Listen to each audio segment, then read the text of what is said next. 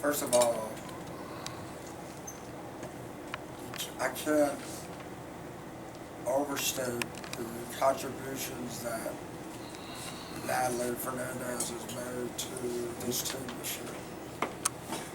It's not only, you know, you can look at the numbers and see how impressive the numbers are, and you can take a look at, you know, the fact that she's a senior and what she's done over her career. But basically, I mean, when you start thinking about the kids that have left this program in the last couple of years and the leadership void that was there, and realize that this kid basically has taken a lot of these young kids under her wing and made them understand what our program is all about and how it makes sense. You got a lot of young kids on this team that struggle, that question, that wonder, and she's the voice in that locker room that continues to make it make sense to them. And I just, and a lot of that is outside of her personality. That's not her personality to want to be that vocal person that is taking people by the hand and saying, this is how we do stuff here. And she realized that that's what's necessary and that's what's needed of her in this situation. And she's done a tremendous job of that. So I can't overstate the significance of what she's been able to do in terms of the intangibles and her leadership abilities.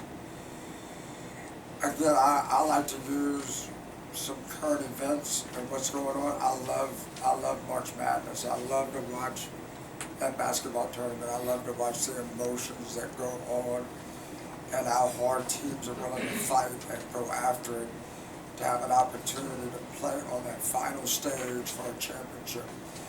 And I try to make sure that our kids are involved in that they're watching and they're seeing the raw emotion involved in competing to try to win a championship. And yesterday it was on display that our kids, you know, facing some adversity, facing a pitcher who had basically shut them down over 5 or 6 innings, facing the fact that we had some adversity and an injury to a key player, and that they had a choice to make, and they found a way. I mean, and somebody said, "What'd you tell them?" I was saying, I was sitting in the corner, you know, doing my little ritual and praying and hoping, and those kids, they just found a way. They found a way to just keep believing, keep competing. Of course, again, started by Natalie, our seniors, setting the tone of that inning, and then really our fans. You got to give credit to our fans for staying there, believing in those kids and staying with them. So I know in this profession, there's a great article this morning. I mean, that there's a bunch of decisions in front of us, and there's a bunch of challenges in front of us, and you get to enjoy it for about a day, and then now we're going to go back to work, and we're going to be facing some of our toughest challenges over the next couple of weeks. Is there an update yet on Kelsey or not yet? Yes, she had the MRI yesterday, and there is a tear. It's not a major tear, but it's a tear. She's going to see the doctor again this afternoon, and they're going to do another evaluation, and then they're going to try to see which direction we're going to head. So it's still kind of up in the air right now. The good news is you have, if that turns out to be not what you would like, Right. Samantha's starting to show that she can be a little bit more of an RBI bat. She hit in the 5-hole yesterday. I mean, it seemed like she's not the only one, but her bat is or is there someone else that really is gonna have to step up if you lose Kelsey for that? Yeah.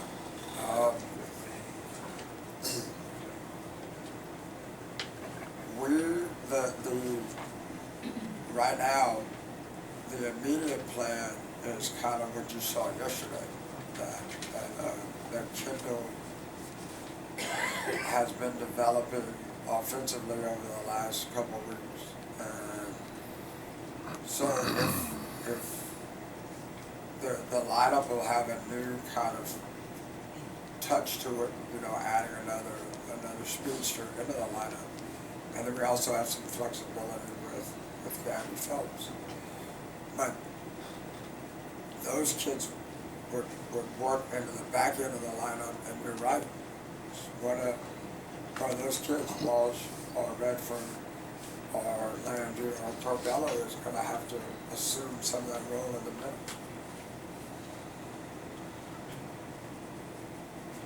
It's finally starting to click with Samantha, the way she started the year and the way she's just been on fire lately.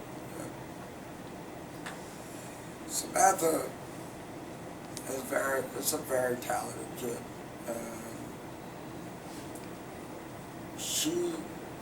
If you watch her day in and day out, you get a feel of how talented she is. And she does a lot of good things at practice and in the scrimmages. And what's frustrating to me as a coach is you watch how mightily she struggled in the games, and none of that is transferring to the actual games where people are sitting there watching. And a lot of times, I use the analogy like to the Super Bowl. People don't watch the regular season, and they just tune in for that one game, and then they make a judgment based on those athletes just on what they watch for that one particular game. If you watched the Super Bowl last year, you would think Peyton Manning is horrible. But if you follow the regular season, you see how talented and how good he is. And that's kind of what's going on with her. And try not to make a judgment based on just what's going on with her. Try to make the evaluation based on what she's doing day in and day out. And the most important thing with her was to make sure that she's not making that evaluation of herself. Like, she started internalizing a lot of that stuff herself. And it takes somebody with a little bit of confidence to make sure that she keeps believing in herself and understanding that over the long haul that it's going to work out. And her teammates got her back. Just keep believing in her and just keep telling her to keep working, and it's gonna work out for her. Did you always see her as playing third base, or did you, when you signed her and everything, or did you see her at another position and you were just able to plug her in? Well, last year she played second, and then when Narissa went down, she played short. And then this year, we started her out at short, and then moved her to third. So Samantha's issues a lot of times come down to her health sometimes, and her lateral range and her movement, and it just seems like she's got a plus glove, she has a plus arm, she's got great hand-eye, and she's strong and explosive. So you start looking at her in a position, it comes down to her lateral range, how she's feeling, her flexibility, and her ability to move. Consistently throughout the year, it seemed like to us that she would be better in the corner than in the middle. Coach, one thing that Coach Robichaux has talked about during their successful stretch this season has been finding ways to win. Yeah. How encouraging was yesterday's win, coming back from behind like that and finding a way to win? Well, that's what it's all about. And this game, the pitcher from Texas State had done a great job keeping us on balance. I mean, she was commanding 3 or 4 different pitches, although she'd only struck out 2, really, which I didn't know that as the game went on. I mean, she'd done a good job just keeping us on balance and taking the information that she got from the day before and using it to her advantage. And I thought earlier in the game, I don't remember what inning, I think it was the 3rd inning, that we knew that we were going to have to put together multiple hits in order to be successful. And I think in the 3rd inning, when Carmelo got doubled up, that we had hit like 5 or 6 balls, like extremely hard and on the money. And that inning was going to pay off for us, but for that double play. And then as you started playing it out in your mind, you start counting, and when we get back to that part of the lineup, and we got back there in the 6th with Natalie leading off, and you knew, okay, this is the game. This is our chance with our best bullets to put together a chance. And finding a way, you know, those kids, they know it's on the line, and they knew that that was it. That is the opportunity, and this was the game. And Natalie had a great at bat. Haley just missed one. Lexi Elkins at bat, to me, was amazing.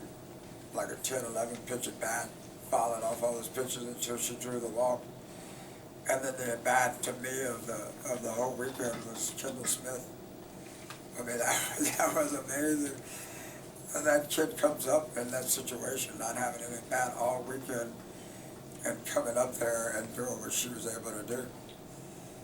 And then Samantha, like we talked about earlier, had been seeing the ball well all weekend, and when you walked over to her before her bat, she knew that she was going to get it done. It's amazing what a mindset does for an athlete, and what confidence does. Like they believe that they're going to get it done, and it almost foretells the future. And then 2 weeks ago, if that kid would have been in that situation, she didn't want to be there. You know, she was afraid to fail. So the mindset and what you believe, I think, is like critical. It's more critical than really the outcome. And, you know, the fans sit in the stands, and their minds are forecasting what they think are going to happen too. I know as a coach, I sit there and you have all these random thoughts running through your mind, but in the final analysis, it's about those kids believing in themselves and trusting their preparation. And what I tell them is embracing the challenge of wanting to be there. And that's fun to watch. It's fun to watch when you watch a kid who 2 weeks ago didn't want to be there and now knows that they can't get around. You're watching a true freshman off the bench, 7 at bats all year, saying, I got this. It's fun. It is fun to watch. And really the game, you know, most of the times it doesn't work out like that. Some of this stuff is fairy tale. But when it works out for them, you got to enjoy it and you got to appreciate it. And it's fun. It's fun when it happens. Michael, with Western Kentucky coming up, like I said, it doesn't get any easier. No. Is this a typical matchup with them that you faced before? Well, they swept us last year. They have the balance of their lineup is back. It's a senior-laden team with the pitcher, the preseason player of the year, and a pitcher who just shut down the number 2 team in the country with 10 to 12 strikeouts. We've got to go to their place to do it. So it's going to be a war. It's going to come down to a pitch. It's going to come down to a call. It's going to come down to a play. I tell our kids, embrace it, enjoy it. You got to go through it. Why does the adversity always come to the team before the biggest test? Because the game is trying to find out if you're going to respond or not. I'm ready. I want to be in that situation. You want to go in their place. you wanna go see if you can get it done. You want them to bring it, and you wanna make sure you're bringing it too, and we're gonna find out a lot about ourselves over the next couple of weeks. But what's happened so far is good stuff too. This team has they've earned the right to keep up in the ante. In terms of your team building confidence, they've won 16 in the last 17. You said early in the year they're going to take their lumps and get better. Is this kind of what you expected with this young team? What do you mean in terms? You expected them to catch their stride about this time of year. Well, you know, I never like put an expectation on like the numbers, like whether we would win so many games or not win so many games. And to me, if let's just say if we'd be 500 right now instead of having some success in terms of wins and losses, what I've been able to watch and evaluate is I just see kids growing up and learning and developing. And I don't know that I had any expectations in my mind about wins and losses, but I expected as we played and as we went through the schedule that we would get better as we went. And I think some of the struggles, some of the failures, some of the injuries, some other kids having to step up is how you build a team long term. And right now, as we sit here today, and as we were like preseason, I see a lot more kids able to contribute. Like we're not like just totally dependent on one kid or one pitcher or one hitter or one slapper. Like we've been able to grow our base a little bit. And what's really important is that we got a lot of young kids, some experience, and we got them a little taste of what it's all about. And hopefully we can keep growing that as we try to build for not only this weekend, but into the future. All right, guys, we'll give you some crawfish. Thank you.